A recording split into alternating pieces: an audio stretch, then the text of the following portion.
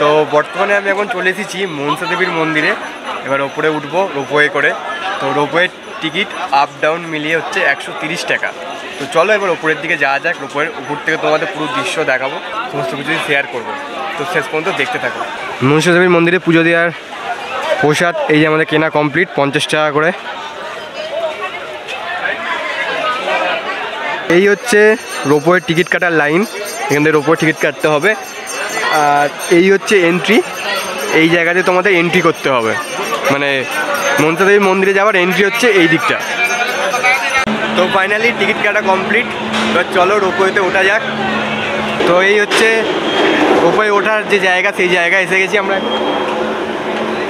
আর চলো এবার রোপওয়ের উপর ওঠা যাক, এখানেও লাইন দিতে হবে আবার। আমরা এখন ওয়েটিং রুমে চলে এসেছি, মানে মনসা দেবীর মন্দিরের ওঠার যে রোপওয়ে আছে সেই রোপওয়ের ওয়েটিং রুম। মানে রোপওয়ে ফুল হয়ে গেলে তখন ওয়েটিং রুম তোমাদের এখানে এসে অপেক্ষা করতে হবে। এই হলো রোপওয়েতে ওঠার লাইন। তো লাইনে যাওয়ার পথে তোমরা দেখতে পাবে সব পুজোর ডালির দোকান, এখান থেকে ডালি কিনতে পারো। এই হচ্ছে রোপওয়ে, আর কিছুক্ষণ পরেই আমরা উঠবো।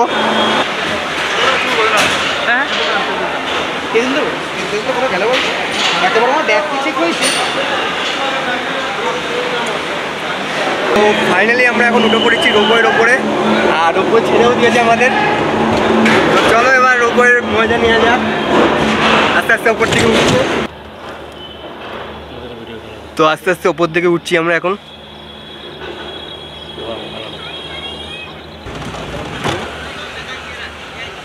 মানে উপর থেকে এখনও তো পুরোটা তাই উঠিনি, তাই পুরোটা উঠলে আরও সুন্দর লাগবে। চারিদিকে সবুজ সবুজ।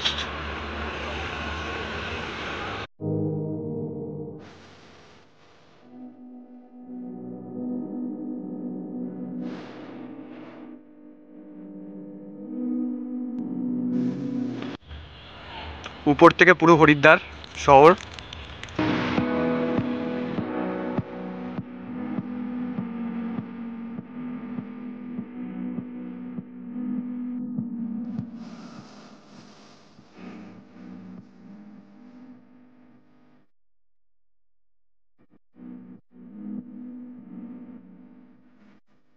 ফাইনালি আমরা নেমে পড়েছি রোপওয়ে থেকে, এবার যাচ্ছি মনসা দেবীর মন্দিরের দিকে।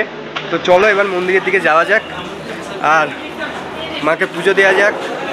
তো আমরা এসে গেছি মন্দিরের একদম কাছেই। এই আস্তে আস্তে প্রবেশ করছি আমরা মন্দিরের ভেতরে। মন্দির যে চত্বর আছে সেই মন্দির চত্বরের মধ্যে। তো এই হচ্ছে জুতো রাখার কাউন্টার, এখান থেকে তোমরা জুতো বিনা পয়সা জুতো রাখতে পারবে। এই হচ্ছে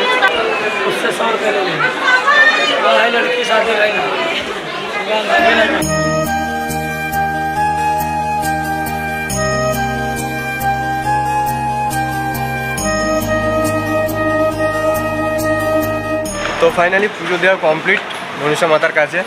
তো চলো এবার আবার রোপওয়ে করে নিচের দিকে নামবো। তো ফাইনালি আবার নিচের দিকে নামা শুরু করেছি রোপওয়ে থেকে।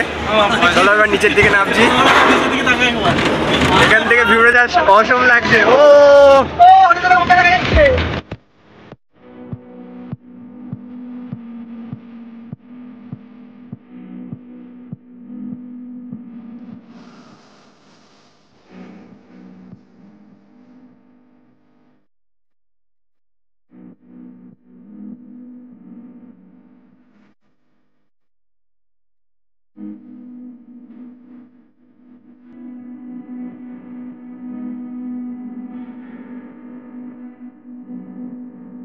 ফাইনালি আমরা মনসা দেবীর মন্দির থেকে নিচে চলে এসেছি। তো কেমন লাগলো? আমার তো খুব ভালোই লেগেছে রোপওয়ে চেপে। আর তোমাদের কেমন লাগলো অবশ্যই জানাতে ভুলবে না। তো চলো এবার কোথায় পরবর্তী গন্তব্যের দিকে যাওয়া যাক, দেখা যাক কি করা যায়, সমস্ত কিছু আপডেট দিতে থাকবো। তো সাথে থেকো। তো আমরা এখন যাচ্ছি দাদা বৌদি হোটেলের দিকে দুপুরে লাঞ্চ করার জন্যে।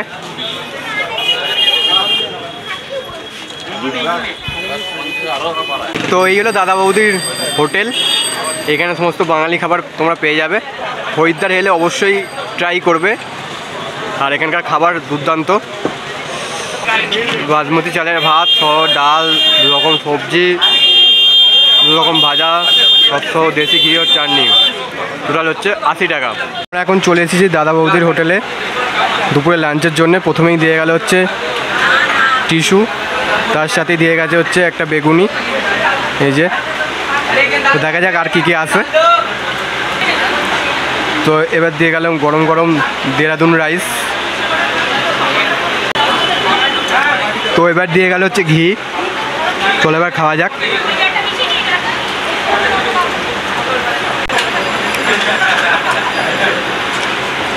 এবার দিয়ে গেল ডাল।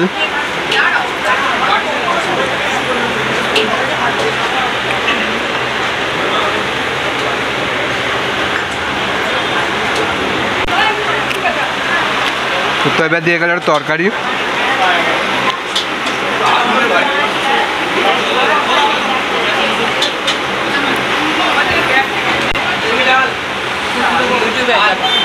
হ্যাঁ, তো এবার দিয়ে গেল হচ্ছে আলু পটল।